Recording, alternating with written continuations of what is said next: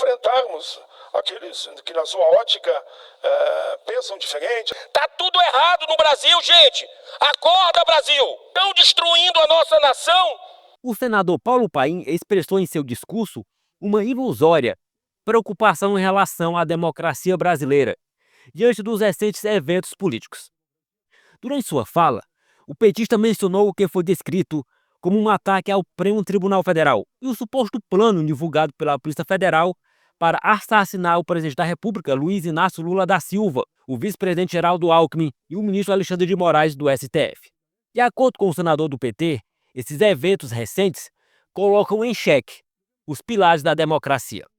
No entanto, enquanto supostamente defendia o Estado democrático de direito e as liberdades democráticas, ele deixou escapar o que realmente eles querem. Com todas as letras, ele diz que é preciso enfrentar quem pensa diferente da ótica esquerdista, defendendo a imposição de punições. Por sua vez, o senador Eduardo Girão, em seu pronunciamento, se contrapôs às ameaças veladas do senador petista. Girão apontou um conflito de interesse evidente em tudo isso que está acontecendo, uma vez que as investigações são lideradas pela suposta vítima, e fez alertas ao povo brasileiro. Vamos acompanhar. Senhor presidente, senadores e senadoras, estou na tribuna no dia de hoje com profunda preocupação diante dos recentes acontecimentos políticos em nosso país, que colocam em xeque os pilares da nossa jovem democracia. Temos assistido e estarrecido a um verdadeiro desfile de atos inaceitáveis que escancaram o quanto ainda precisamos avançar na consolidação de uma cultura de respeito às instituições e ao Estado democrático de direito, a defesa da democracia. Homens-bomba ameaçando o Supremo Tribunal Federal. Planos de golpe de Estado que beiram algo inacreditável, conspirações contra o poder constituído. Planejamento de assassinato de autoridades públicas e lembrando a barbárie que aconteceu nesse país ainda em 2023. Com a invasão do Congresso Nacional, do Supremo Tribunal Federal, do Palácio do Planalto, o plano que foi articulado, conforme divulgado pela Polícia Federal, era matar o presidente Lula, o vice Geraldo Alckmin e o ministro do Supremo, Alexandre de Moraes. Isso significa também confrontar a democracia, significa matar a democracia, atingindo assim milhões de brasileiros. Esses atos não são apenas atentados contra as instituições, prédios ou indivíduos. São atentados contra a própria essência, o coração da democracia. Eles revelam uma perigosa intolerância à pluralidade, um desejo de imposição de ideias pela força, incompatível com o que o Brasil representa enquanto nação livre e soberana. Senhor presidente, de fato, não é compatível com bombas, com conspirações ou qualquer ato de vandalismo. Por isso, é imprescindível que expressemos com toda a veemência o nosso mais absoluto repúdio a toda e qualquer ação que venha na linha de diminuir a importância, a grandeza da nossa jovem democracia. Que todos os envolvidos sejam responsabilizados pelos seus atos. A impunidade não pode encontrar espaço numa nação livre e democrática. A justiça deve prevalecer para garantir que jamais se repitam momentos como esse, que nossas instituições se mantenham firmes, servindo como trincheira da democracia. A defesa da democracia exige coragem, vigilância e união. E estejamos à altura do desafio para enfrentarmos aqueles que, na sua ótica, pensam diferente, as desigualdades. A esse sistema carcomido que existe hoje no Brasil, uma falsa democracia, a democracia relativa, que o Lula acredita que nós temos, e ela é muito relativa mesmo. É muito estranho, querem tapar o sol com a peneira, mas a verdade sempre triunfa. A justiça vai vencer nessa nação. O Brasil, senhor presidente, está deixando de ser um Estado de direito para cada vez mais se tornar um Estado policialesco, típico das piores ditaduras do mundo. Essa profunda inversão de valores vem desde 2019, quando teve início o famigerado interminável inquérito das fake news, onde o ministro Alexandre de Moraes assumiu um poder até hoje inédito na jurisprudência brasileira. É por isso que aqui o que está reinando é a juristocracia. A lei é o Alexandre de Moraes. Está todo mundo vendo isso. E o Senado, essa casa revisora da República, que poderia fazer alguma coisa, se acovarda. Assiste de camarote, como se nada tivesse acontecendo, como se a lei do Brasil fosse respeitada. Uma lei trabalhada, construída pelos constituintes, com muito esforço, à custa de muito sofrimento de brasileiros, de muito aprendizado, inclusive de ditadura. E agora aquela turma que falava da ditadura militar, simplesmente faz silêncio ensurdecedor e vergonhoso de uma ditadura do judiciário implantada no Brasil. Esse é o golpe. Esse é o verdadeiro golpe concreto que a gente está vendo acontecer no Brasil desde 2019, porque, mesmo se autodeclarando vítima, o ministro Alexandre de Moraes denuncia, investiga, julga e condena sem direito a nenhum recurso os brasileiros. O último episódio em que a Polícia Federal pede o indiciamento de 37 brasileiros que poderiam estar envolvidos numa tentativa de elaboração de um plano estapafúrdio, que até táxi faltou para ser concluído. Olha que loucura, deixando claro que nós temos que repudiar qualquer ato de violência, qualquer, mas não se sustenta. Um plano para assassinar Lula, Alckmin e Alexandre de Moraes. Vai ter seu inquérito, adivinha por quem? Conduzido pelo próprio ministro Moraes. Ele que seria vítima nessa narrativa. Mas vem cá, depois dele ter citado seu nome por 44 vezes no texto que fundamentou as ações da Polícia Federal, é isso mesmo? Ou seja, são razões explícitas, repito, explícitas, para que fosse afastado do caso, como suspeito. O ministro ele não era para estar, era a última pessoa que era para estar vendo esse caso, num país sério, num país que respeita as leis do próprio país, da Constituição. Qualquer um dos 11 ministros do Supremo, os outros 10, poderia conduzir esse inquérito, menos ele. Mas aí o corporativismo chegou junto. Ali é tudo corporativismo. Você não vê voz dissonante. Você não vê. Isso é que deixa o brasileiro indignado. Você vê um Gilmar Mendes chegando e defendendo que tem que ficar na mão do ministro Alexandre de Moraes.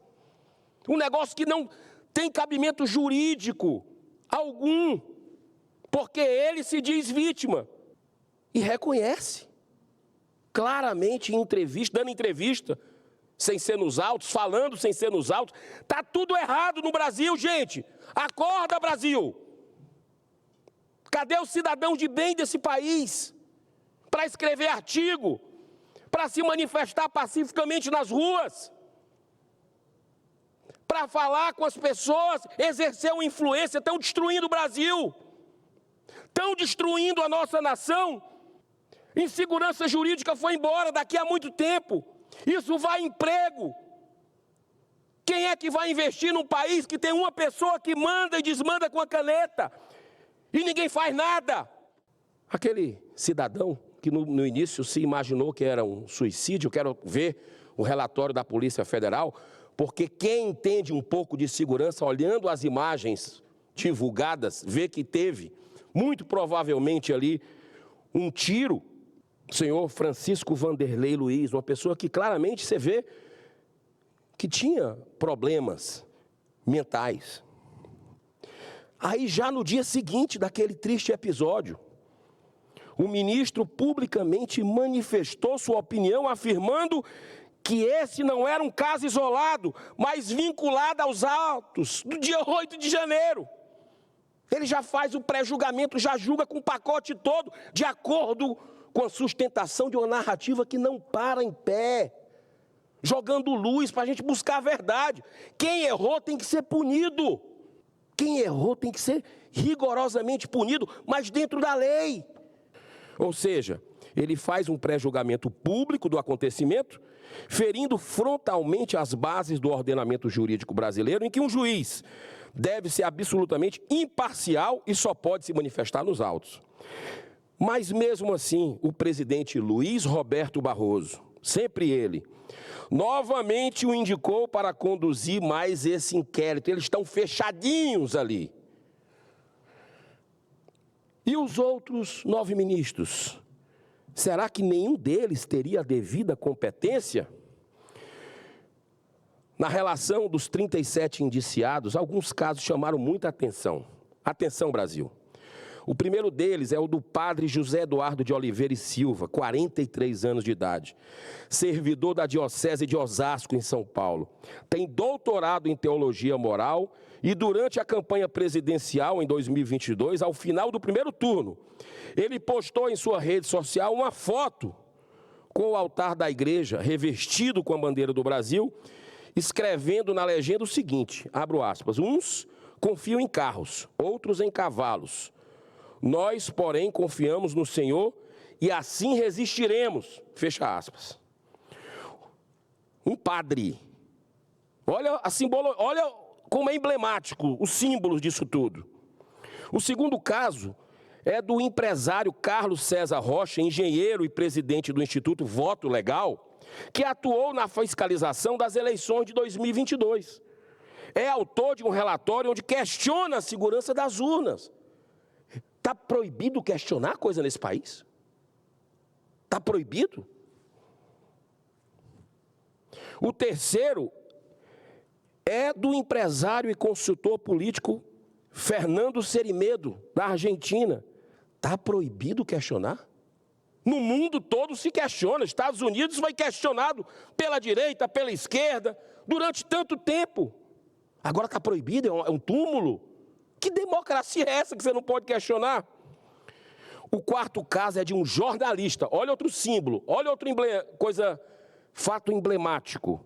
Jornalista exilado nos Estados Unidos, Paulo Figueiredo, que recentemente teve uma participação muito importante numa audiência pública no Congresso norte-americano com deputados. Eu estive lá, nessa audiência. Deputados de um lado e de outro. Dentre as inúmeras denúncias de violação à liberdade de expressão no Brasil, Figueiredo é um dos principais alvos da perseguição política feito por Alexandre de Moraes no inquérito da fake news. Virou política, tudo é política, é um tribunal político. Claro, o presidente vai, nós derrotamos o bolsonarismo. Perdeu, mané. Quem é que diz isso? É político. Pode ser um político frustrado, mas está fazendo no lugar errado a política dele. Tira a toga, vem para a eleição. Isso é legítimo, isso é respeitar o seu país, o seu povo. As leis. Para tentar entender o que está acontecendo no Brasil, imaginemos a seguinte situação, presidente. Um cidadão vai até um mercado e pede 1 quilo de arroz. Ao receber o produto, desconfia do peso e pede nova verificação. Mas o dono do mercado decide chamar a polícia, alegando que o cidadão cometeu grave crime de fazer um questionamento. Não pode mais questionar no Brasil? É essa a lógica de uma democracia? Ou é a lógica de uma ditadura que censura as pessoas, que vai atrás, que persegue até deputado federal e senador, porque tem um aqui que está sem rede social, está com uma multa de 50 milhões está sem salário, está sem passaporte. Isso é uma vergonha para o Brasil. A gente fala isso em outros países. Os parlamentares não acreditam o que está acontecendo aqui no Brasil. Mas água mole em pedra dura, tanto bate até que fura. A verdade vai vir. E esses que estão calados, diante de todos esses abusos, os seus filhos, seus netos, a história vai mostrar a violação de direitos humanos que está acontecendo aqui no nosso país, que tem até direito a um brasileiro morto sob a tutela do Estado. Clériston Pereira da Silva, no dia da consciência negra, dia 20, foi o dia de 1 ano da morte dele. Isso é coincidência? Está tudo conectado no universo. Senhor presidente, para encerrar, nós estamos vivendo uma implantação gradual da ditadura da toga, do judiciário. A pior de todas na visão do patrono dessa casa, Rui Barbosa. No próximo dia 27, está previsto, agora, quarta-feira, a cereja do bolo para essa turma do sistema. Essa turma que quer te calar, brasileiro. É isso que eles sempre sonharam, obsessão, para não serem criticados, para fazerem o que querem. A democratização que houve nas redes sociais, eles querem tomar e deixar em poucos veículos que fazem esse jogo de cena, que não para em pé, que eles protagonizam com teses absurdas. Sim, o STF vai julgar a constitucionalidade do Marco Civil da Internet, que foi aprovado pelo Congresso Nacional, sabem quando? Em 2014, agora! Eles tiram da gaveta essa carta na manga para calar você, brasileiro, para lhe controlar. O que não pode é o STF avançar interferindo mais uma vez no poder legislativo, pois a ampla maioria dos parlamentares desta nação, recentemente na Câmara dos Deputados, rechaçou a aprovação da urgência para o PL 2630, o PL da censura. Mas o sistema não desistiu. Prova disso foi a declaração da deputada Gleisi Hoffmann, presidente do PT. Abro aspas. A esquerda vai continuar sendo massacrada se não regular as redes sociais. Você quer o que mais? Você quer o que mais que se diga depois dessa? Que rumo tomará este país diante de tais acontecimentos? Que destino aguarda o Brasil diante dessa situação? Será que as liberdades asseguradas pela Constituição serão sufocadas, de uma vez por todas, por aqueles que afirmam estar zelando pela democracia? Vivemos em uma democracia genuína ou na tal democracia relativa mencionada por Lula?